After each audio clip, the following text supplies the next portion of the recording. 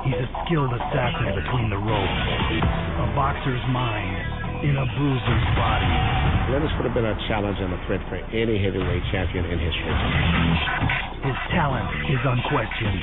His life, the subject of constant speculation. He's not gay. They had this thing that he wasn't British. Except when it counts. The undisputed heavyweight. The world's dominant heavyweight began life as a bully, but he met his match at age 17. Tyson just turned into an animal. Lennox became a man on a mission. He said, "You and I are going to be champions and we're going to meet."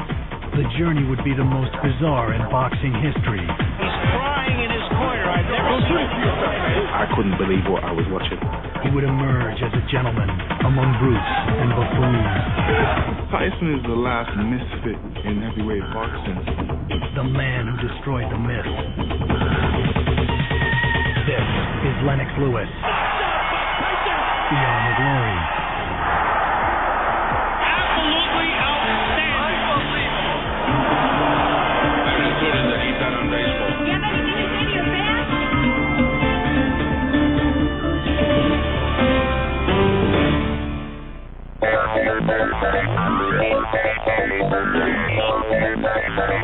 A decade into his professional career, Lennox Lewis seemed to have it all. A championship belt. Heavyweight champion of the world.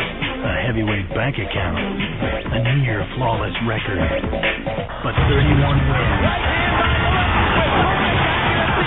had failed to earn him boxing's greatest reward.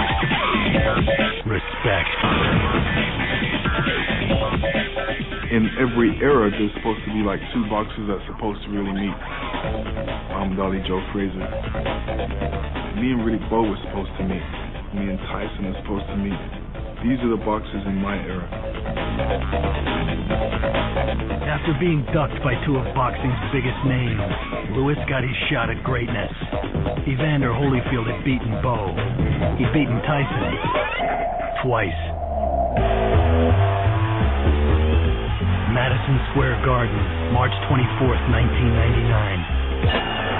Only 3 men left in the ring. One fight to define a career. Hard right hand by Lewis. Uppercut. Holyfield lost the defensive. One chance at a lasting legacy.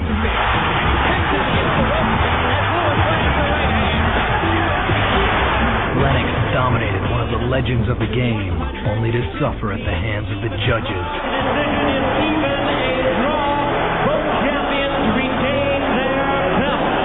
I was in disbelief, disarray. I just couldn't believe that could happen. That is, ladies and gentlemen, a travesty, an outrage, a highway robbery. The draw left Holyfield the world champion, but the fight earned Lewis more respect in and out of the ring than he had ever won in victory. When they ask who the best heavyweight in the world, doesn't matter who's got the belt, they're going to say Lennox Lewis. In a sport notorious for corruption and unsavory characters, Lennox Claudius Lewis has long been the exception. A man of character, courageous in the ring, cautious and calculating in real life.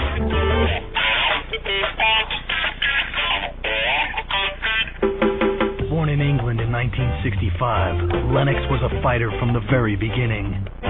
He was very easy, maybe to pick a fight, you know? Like if he has a toy and some other kids take it away from him, he like to fight.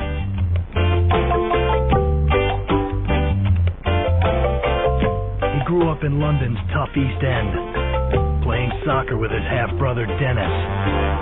Their mother, Violet, worked nights as a nurse and spent her days trying to discipline two budding hooligans. He's always worried about her boys. She had issues, but I didn't understand them at that time. Violet had emigrated from Jamaica as a young girl. In London, she had two boys from two failed relationships. Lennox's father was a married man who had lied about his other life. By the time Lennox was 7, the single mom was at her breaking point. She made a very important decision to go to America and look for a better life. She left the boys in London with family to look for work in Chicago. On the advice of a friend, she landed a factory job north of the border in Kitchener, Ontario, outside of Toronto. She sent for her youngest son, but the reunion would be short and painful. The money that I have, it was running out, so I told him that I have to send him back for a little while. It wasn't a situation where I was angry. It was a situation where I was just waiting for her to come back.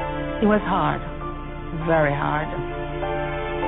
Today, Lennox is recognized outside the ring as a gentleman, gracious and reserved. As a child from a broken home, he was often violent and angry at the world. For 5 years, little Lennox bounced around English boarding schools, beating up classmates.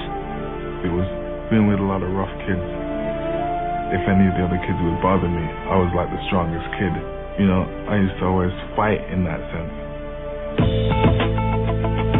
By the time Lennox turned 13, his mother had secured enough money to bring him back to Canada. He was a junior high student with a very short fuse.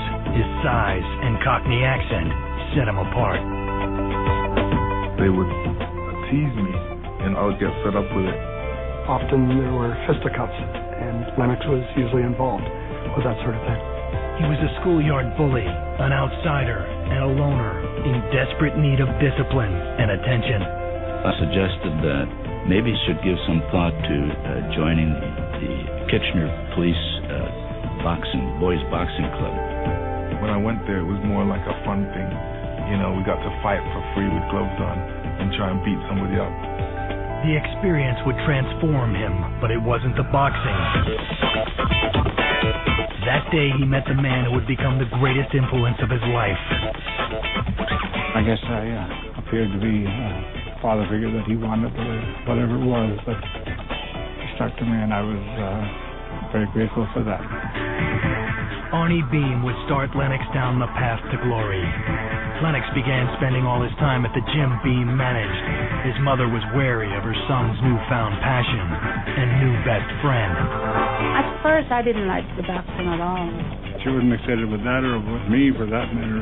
He was late coming home, never phoned. So I packed his bag, tell him to go live with Arnie. Arnie bring him back. Beam's influence extended far beyond the gym. Soon, Lennox stopped throwing punches at school and started making friends. His natural athletic ability commanded respect. He was a phenomenal basketball player. He was so big and tall. He was at least 7-8 inches taller than everyone at that same age. He was a running back, and he also played defensive end. You know what? I think if he wanted to be a great hockey player, he could have been one too. But for Lennox, who had spent years fighting and fending for himself, the boxing ring held an intoxicating allure. There was something about it that I liked. It was just you. To become a legend, a boxer must trade punches with the best of his generation. Lennox would face his greatest rival long before pay-per-view, pre-fight brawls, and the promise of millions of dollars. Training with Tyson was interesting. Tyson just turned into an animal. He was quite fierce.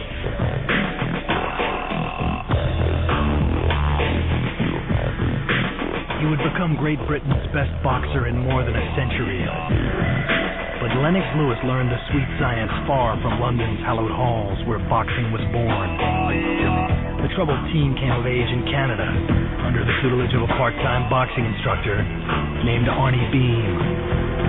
There are a lot of people who told me I'm wasting my time and that he's not motivated and so on, but they didn't see the man that I saw. I saw the will to win, all of the qualities of a champion. Lennox fought for 3 years without ever tasting defeat. His schoolmates became sparring partners. They could not believe his progress. He hit me to the point where I was seeing stars. I never thought he could ever do that to me, you know.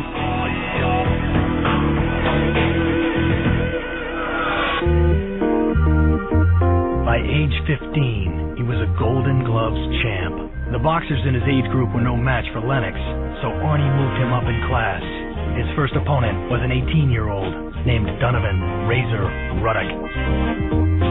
That's the first time I fought somebody as big as me. Razor just manhandled him, and that was frustrating to him.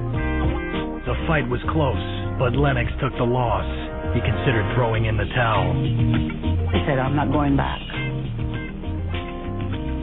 So, okay. The next night he was back in the gym. Boxing had given Lennox a brand new identity. By high school, he was a star athlete. His newfound confidence caught the eye of a cheerleader from a rival school named Marcia Miller. You know, she would be a cheerleader for their side, and then I would score a point or something, she would cheer for me. I really fancied her back then. Marcia became an anchor in his life as he began chasing the dream of every amateur athlete, Olympic gold.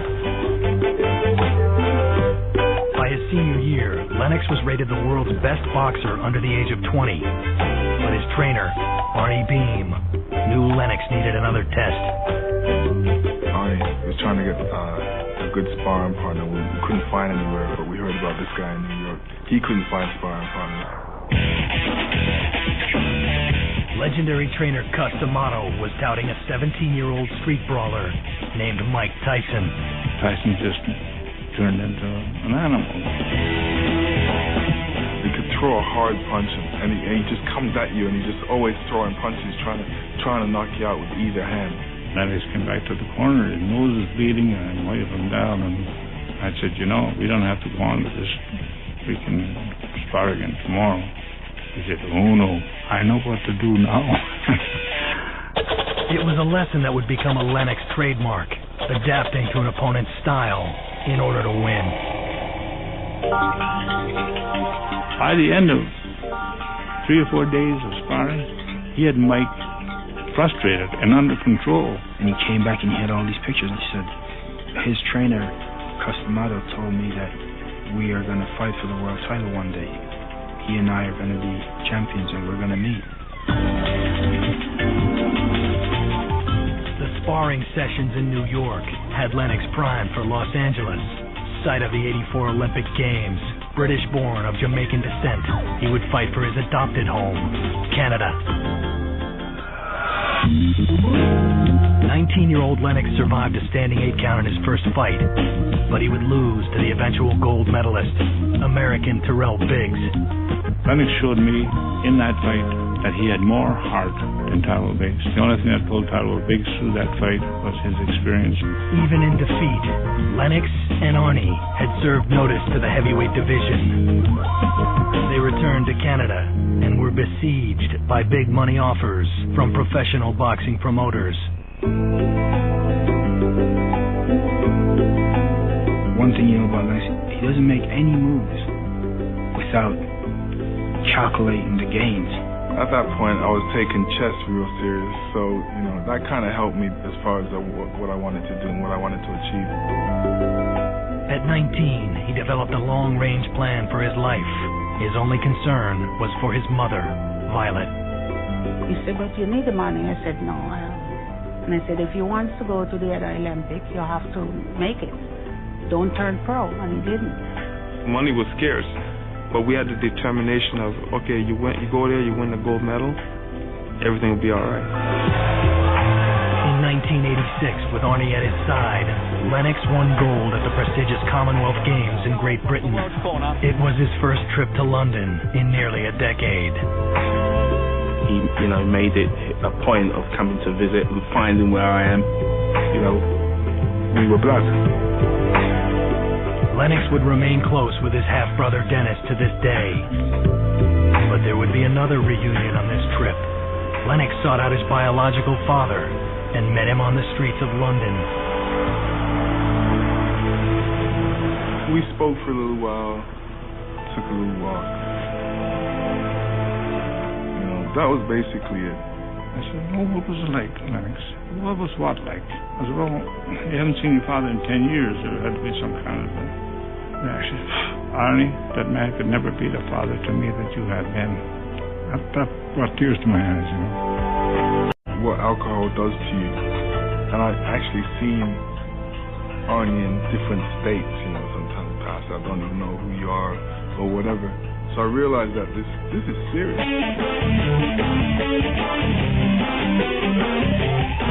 By 1987, Lennox Lewis was a full-time boxer, although still an amateur. He had turned down heavyweight dollars to turn pro for one more shot at Olympic gold. I came so close the first time in '84 in the Olympics. I realized, boy, this is 4 years later. I should be able to win. There's nobody that should be able to step in my way.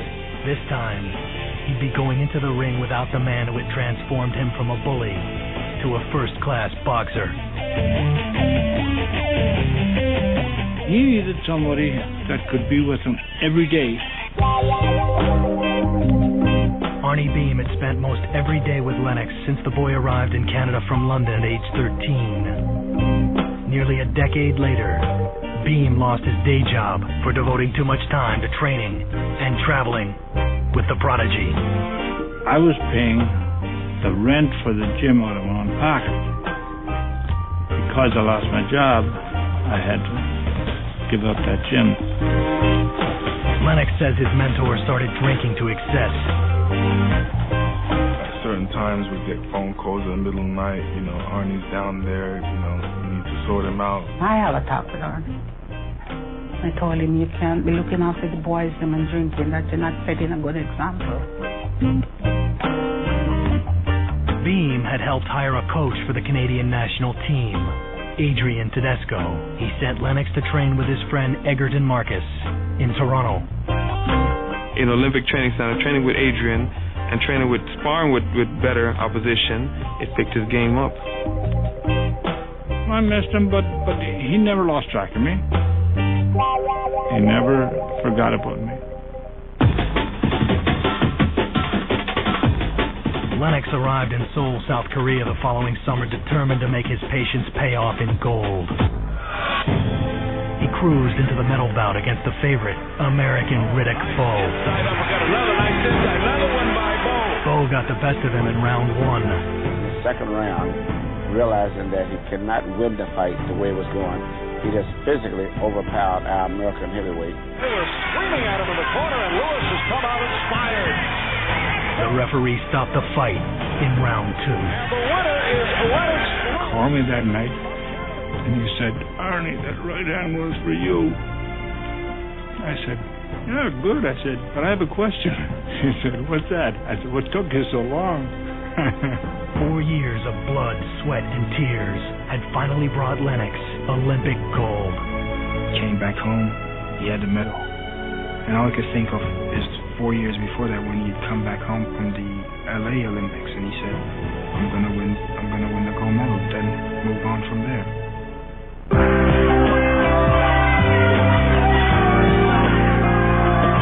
Canada gave Lennox a hero's welcome. But Lennox's adopted homeland had no big-time boxing promoters. Either he's gonna go to the U.S. or to Britain. The Americans control the belts. You know, nobody else really can control the belts. But I'm saying, boxing started in England. I remember him saying to me, if he goes to Britain, he gets to be the big fish. Lennox Lewis was going home on his own terms. He signed a revolutionary contract with London promoter Frank Maloney. Lennox's take of each fight would be a whopping 70%. They had to house him, and all the training expenses and everything else come out of the management's 30%. Lennox demanded veto power over trainers and opponents. He even negotiated a salary for his mother, who quit her assembly line job after 17 years. He wanted to make sure when it came to his life that he was in control. Lewis's return to London was hardly a homecoming. There was, I would call it, indifference, especially from the mainstream press. In some places, outright antagonism towards Lennox because they had this thing that he wasn't British. Being in Canada, they say I sound British. Being over here, they say I sound American. So I can't really win. I said to myself, when I'm heavyweight champion of the world, who's going to claim me?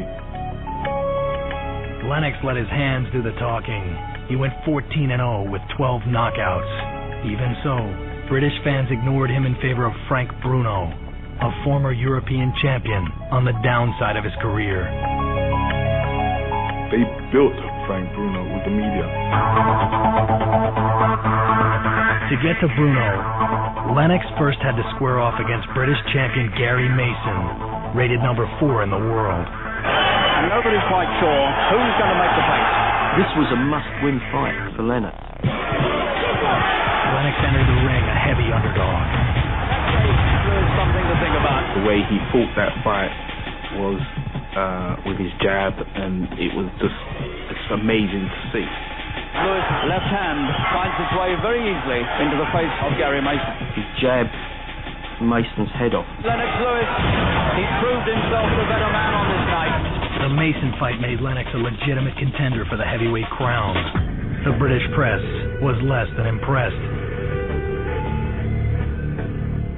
It was hard to get newspapers and television stations to come to Lennox Lewis press conferences. A master tactician in and out of the ring, Lewis plotted a campaign to gain respect and get a shot at the title. Once you beat him, he will always try and revenge any defeat that he has. That's part of his character. In November of '91, Lennox stepped back into the ring with Terrell Biggs, the man who had spoiled his first Olympic bid. The following fall, he faced off against Razor Ruddock, who had handed Lennox his first amateur defeat. The winner would get a shot at the undisputed heavyweight crown. When we stepped in the ring, I just rushed him and mulliganed. We have a great new heavyweight on the boxing scene. Poor Razor. That was it. Lennox Lewis of London is headed uptown. His high school girlfriend Marcia Miller had been by his side for every victory. Closing in on his first title bout, he gave her a diamond ring. Lennox had managed his career and life to near perfection, but he could not have predicted heavyweight champ Riddick Bowe's next move. Bo didn't want to fight him. Bo didn't want to lose. Initially, the two sides could not come to terms for a title fight. By the time Lennox relented and offered to take the deal, Bowe refused. Lennox wants his belt, then we'll be calling him the garbage pick. That was his way of getting out of the fight with Lennox Lewis, because he knew he was cruising for a losing. The World Boxing Council took Lennox's side, stripping Bowe of his belt and awarding it to Lennox. He learned of the WBC's decision while vacationing in Jamaica. First, he locked up in his room, and moping about it. That's the most I've ever seen him agitated by anything.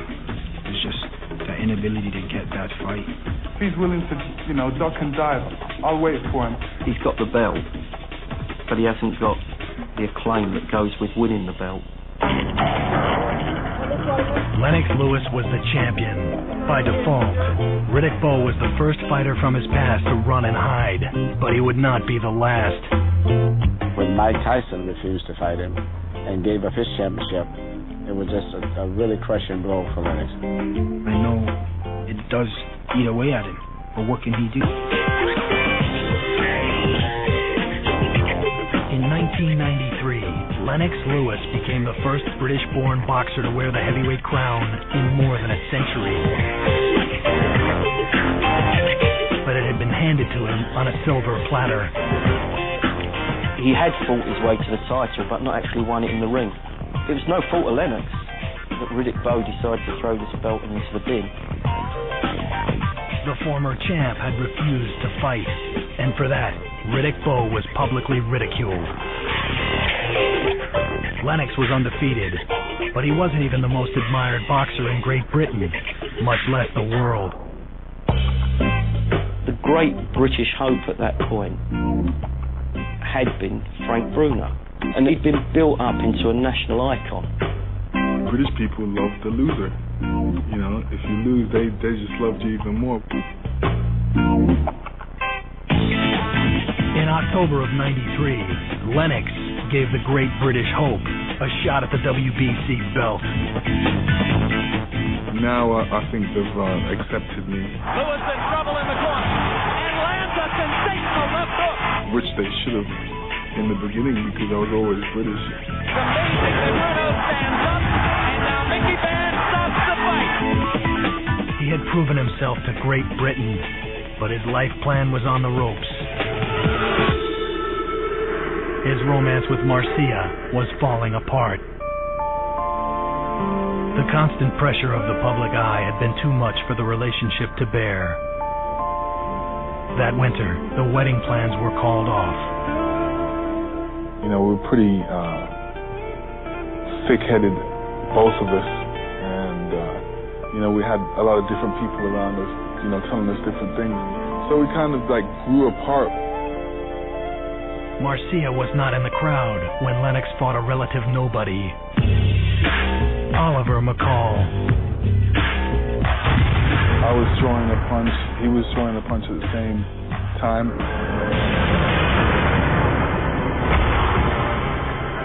I got caught with it. What is this? I can't believe what I just saw. For the first time as a pro, Lennox tasted defeat. His reign as champ was over. There were, of course, those that called him to question his right to have ever been champion. Lennox actually turned to us and said, listen, why are you all sad? It was like a weight was lifted off my shoulders, you know, a burden, you know, all of a sudden, okay, I slipped, you know, I'm not perfect. He lifted everybody up in that room, and we all got up and said, right, let's go, let's get out there. Ever patient, Lennox shied away from the spotlight and waited for a chance to win a title in the ring.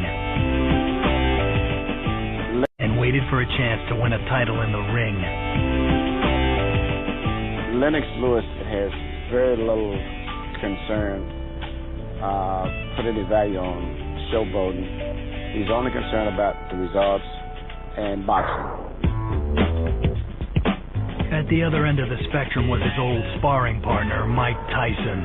In 1996, Iron Mike was fresh out of prison after serving time for rape. He crushed Frank Bruno for the WBC belt. The new British Hope was next in line. Mike Tyson refused to fight Lennox Lewis, much like Riddick Bowe. That was a huge disappointment for Lennox, even though he got financially compensated. Promoter Don King negotiated a deal to prevent a title bout between Tyson and Lewis. The WBC ordered Tyson to give up his belt and pay Lewis $4 million. Round one begins. Lennox took out his frustration on the one man who had beaten him. The winner of McCall Lewis would take the belt Tyson had given up. Lennox dominated from the start, but was floored by McCall at the end of the fourth round. Jim, I think this fight should be stopped right now. I was thinking, I was prepared for everything, but definitely not prepared for a man breaking down in the ring and crying. I couldn't believe what I was watching. He's crying in his corner. I've never seen anything like this. Lennox was awarded the victory when McCall refused to continue. Twice he had won a hollow championship, after twice being ducked by the opponent he'd sought. He kind of accepts it because that's the fate that he's been dealt. But inside I wonder if it doesn't like eat away at him, because every time he comes to get his accolades, his time of greatness, something happens, some weirdness happens. In a sport built on hype and public taunting, the two-time champ was labeled boring by some sports writers. Others speculated on his private life. The fact that he hasn't flaunted girlfriends, people get totally the wrong impression. He's chosen to be private. He does get wild up about that, and I told him not to worry about that, because everybody who knows him knows he's not gay. He's a man that loves women, you know. I was involved in a relationship, so I wasn't really out there, you know, playing around. I've gone after the career first, and after the career is finished, I'll go after the family aspect. In March of '99, Lennox got his first real chance at unfinished business. 12 rounds of boxing for the He stepped into the ring with three-time world champion Evander Holyfield. At stake, the undisputed heavyweight title. He just destroyed Mike Tyson in 2 fights. He was even predicting a third-round knockout. Only 3 men left in the ring. It was like God had ordained him to knock Lennox out in the third round. In the first 2 rounds, Lennox kept Holyfield at bay with his reach. Lewis using his long arms to fend off Holyfield. The entire crowd in Madison Square Garden was all waiting for the third round for Banner to come out and fulfill the prophecy. By the 5th round, Holyfield was hunted, in danger of going down. Holyfield, after a certain point of the fight, just gave up trying to fight. Holyfield now seems to be just waiting for the bell to ring. What was supposed to be Lennox Lewis's crowning achievement. The decision is even a draw. Both champions retain their belts. Became another black eye for the fight game, and another crushing blow for Lennox Lewis, Great Britain's greatest boxer. How judges could have come up with that as a draw is still beyond me. Although considering Lennox Lewis's history, it should not have been a surprise. His homeland hardly claimed him. Every triumph had been tarnished. They ripped me off, yes. The whole world can see it. I won the fight, and I am the best. So when they ask who the best heavyweight in the world, doesn't matter who's got the belts, they're going to say Lennox Lewis. He would get a chance to prove that boast against his oldest rival.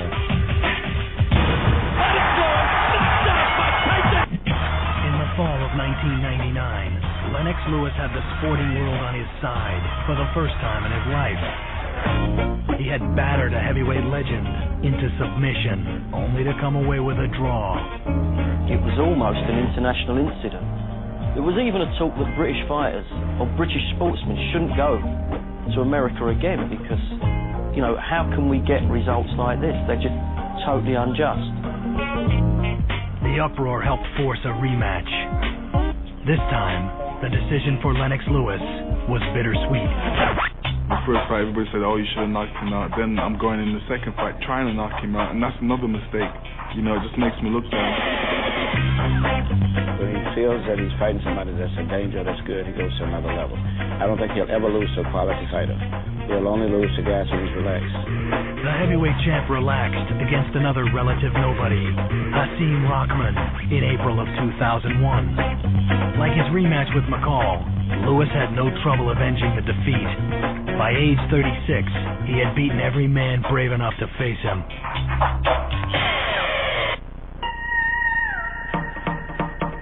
In 2002, Tyson would take the fight he had refused 6 years before. At the press conference in New York, Mike just went berserk. As he had done to Holyfield in the ring, Iron Mike attacked with his teeth. Mike hit him on the leg. Lennox says, whenever I hear him on TV say he wants to eat me, so I have to take him serious for that one. He just laughed at it. But the brawl almost sabotaged the fight. Tyson was banned from boxing in Las Vegas and New York. The last misfit in heavyweight boxing. It would be a great shame not to be able to give him a whipping. The former sparring partners would finally square off in Memphis, 19 years after first meeting. Live from the Pyramid in Memphis, it's fight time! It's almost like an alley fight for about the first minute. Lewis remembers a lesson from long ago. The game plan was definitely for Lennox to catch Mike and let Mike fight himself. Take shots from the outside, tie him up when he gets too close. As the fight progressed, I was more concerned about the referee than I was about Mike Tyson. Eddie Cotton took away a point from Lewis after the fourth for hitting Tyson in the back on his way to the canvas. I had a feeling that the referee was trying to find a reason to save Mike Tyson at any cost, even if it meant disqualifying Lennox Lewis. The Lewis camp had come to expect the worst from the fight camp. Not this time. Boxing's gentleman champion tamed the monster, Iron Mike.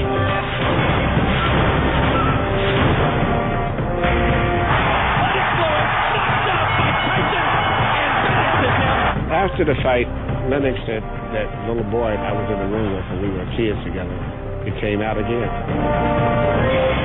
There is nothing left for Lennox Lewis to prove. All that remains is a record of his glory and a debate about his legacy. I would love for history to just speak it the way it is. Reality, I mean, I'm basically making my history. My problem is, will they write it down correctly?